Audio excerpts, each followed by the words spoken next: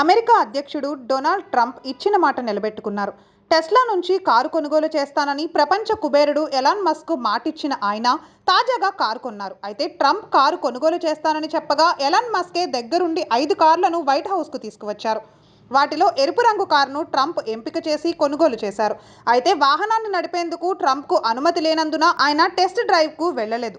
అనంతరం వీరిద్దరూ మీడియాతో మాట్లాడారు. ముందుగా ట్రంప్ మాట్లాడుతూ ఈ కారును $80,000లకు కొనుగోలు చేశానని చెప్పారు.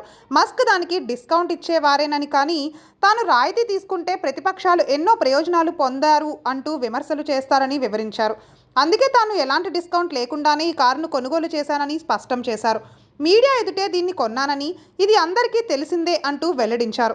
కాగా ట్రంప్ పాలకవర్గంలో డోజ్ అధినేతగా మస్క్ బాధ్యతలు అందుకున్న నాటి నుండి టెస్లా షేర్లు కుదేలవుతున్నాయి. గత నెల మొత్తంలో షేరు విలువ 30% పడిపోగా ఇటీవల 15%కి పైగా పతనమైంది. అటు కంపెనీ విక్రయాలు కూడా పడిపోయాయి. ఈ పరిణామాల వేళ ట్రంప్ టెస్లా కారు కొనుగోలు చేయడం ప్రాధాన్యత సంతరించుకుంది.